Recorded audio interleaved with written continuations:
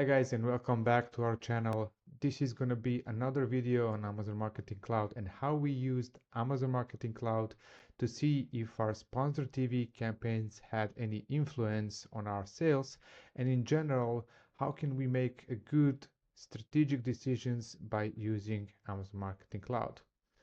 Before I start, I'm just gonna give you a short announcement that soon we'll be completely rebranding our agency, so I'm gonna announce the exact new name in the coming videos. So back to AMC.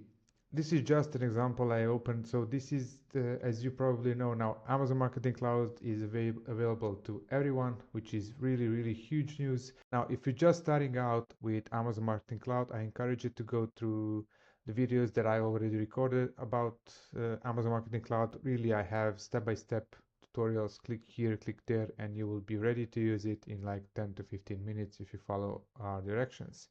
So the use case here that I'm going to explore is one of our clients invested $10,000 in sponsored TV, and using Amazon Marketing Cloud, we pulled the reports and easily measured the impact of sponsored TV on the overall performance. So let me go through the boring Excel data first, and then we will move on to the actual graphs and increases that we've seen after analyzing the data. So here we are.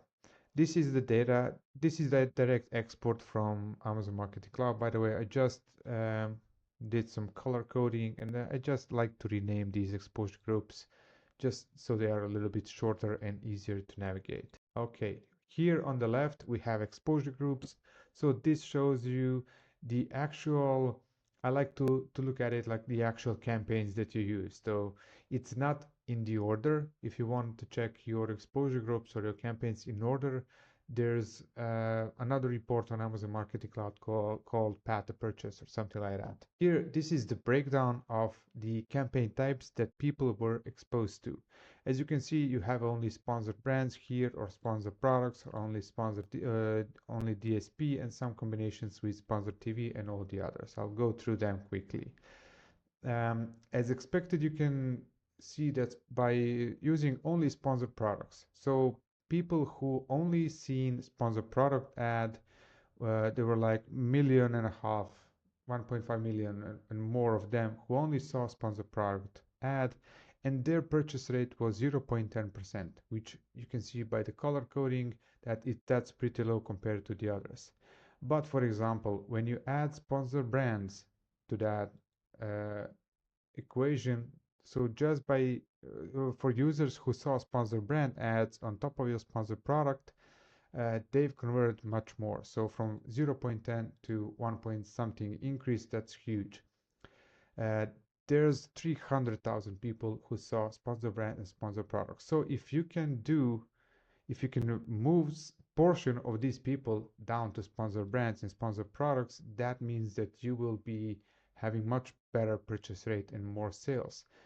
But it's important to know that you cannot just create sponsored brand campaign with such a broad targeting with broad match keywords and cast a net so wide to attract 15 million of people. No, that will bring your purchase rate even lower. But you need to have custom tailored campaigns specific to your niche, specific to your targeting, specific to your product, and then you will attract relevant traffic for the sponsored brands, and then you will see more people here in this bucket where they see sponsored brands, sponsored products, and you will have like 10 times more purchase rate. By the way, purchase rate here is very important. It's not the same as conversion rate, it's close, but purchase rate is the percentage of how many people actually bought your products compared to how many actually seen your product. So it's a unique reach, unique people who saw your product. It's not a vanity metric like impressions. I don't know.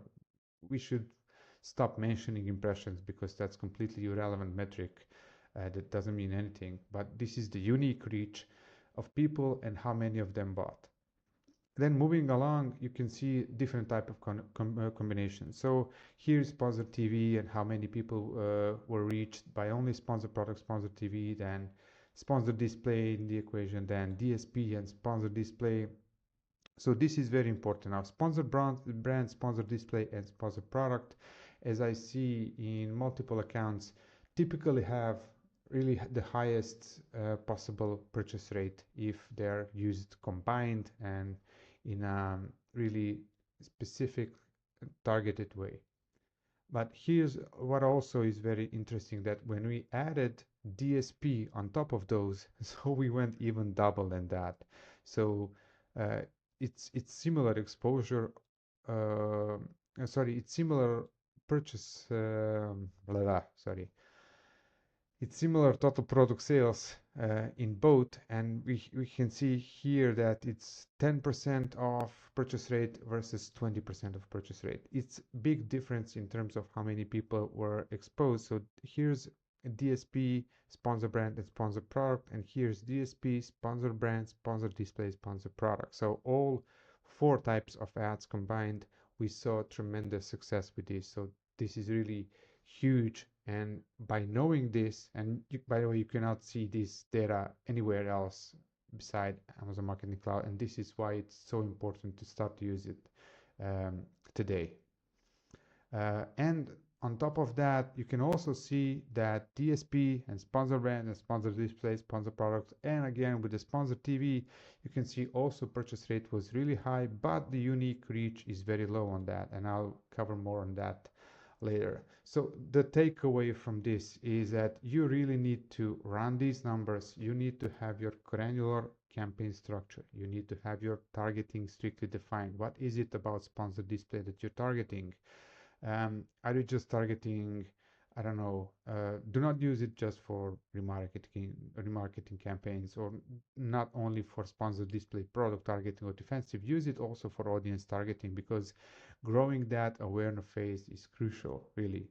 I was really not a fan on anything related to awareness, because my strategy is always oriented towards bringing more profit to the brand owners, but really it ends up like bringing really expanding the awareness phase also, and then consideration to end up with the purchase.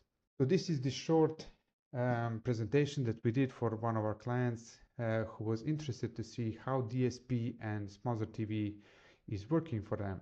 So on the left, just to show to explain in short, this is the campaign type that we use, those sponsor products, and then together with sponsor brands and products, sponsor display and sponsor products, and then all three three campaign types, and then all of them including DSP. So this is without sponsored TV.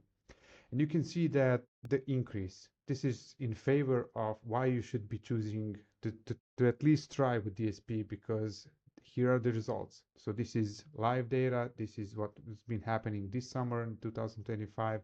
And you will see the improvement is in ranges of 70, 80, 100%.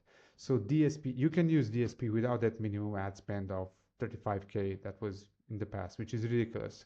With us or with any other agency who has an official Amazon seat, you can practically have no minimum ad spend. With us, we don't require any ad spend, and our entrance fee are really low, because my logic is that I want to provide Amazon sellers with low fee to start with DSP, because I want to break that barrier. No, nobody wants to try DSP because it's too expensive to even test it out. So if you're thinking about it, just contact me and I'll be glad to explain the pricing and how this works. Sorry. So this is how DSP. So without DSP, this was the purchase rate, and with the DSP, the purchase rate. So you can see the increase is obvious. So this is the improvement in percentages, and in points how many it actually is. So from 12 to 21. Now also the visual representation that also helps us realize that. But I want to talk about sponsored TV also, because it's very important to note here. This client, they invested 10K in sponsored TV. They really wanted to try. And there's an improvement, of course. So sponsored products without sponsored TV purchase rate was 0.11, and this is almost 3 times more with sponsored TV.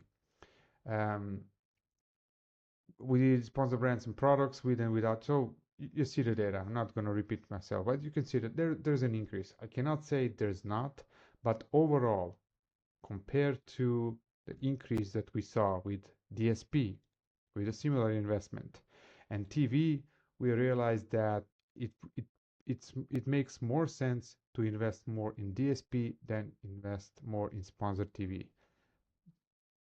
That's just that single decision is a game changer. So without Amazon Marketing Cloud, you would invest in sponsored TV and keep pushing, even if, for example, if your account manager is advising you to start with it and you see a huge reach, but okay, reach is fine. And maybe if you invest a lot in reach this year, maybe next year, people will remember your products and brand and gonna purchase more. So it's a long-term game, as you know, on Amazon. But we wanted to focus, this was during the season, and we wanted to see if we want to invest sponsored TV in sponsored TV future or not. And after seeing this, we decided that by looking at the return that we had in using DSP versus sponsored TV, that no, the reasoning was obvious. So there you go. The point of this video is that go through your Amazon Marketing Cloud instance, experiment, run a few reports, and trust me, don't need any expensive tool to do this. You can do it yourself. Just navigate to your um, Amazon Marketing Cloud, go through some use cases. There are so many templates that you can use and navigate through some of them, play with the data ranges, analyze the data. If you cannot draw any conclusions, ask any AI of your choice to do that for you, and you will get at least something. But I think it's so simple that with few iterations you'll get to it and you will love it as much as as we do. So let me know if you have any questions, and stay tuned for more videos. Bye bye, guys.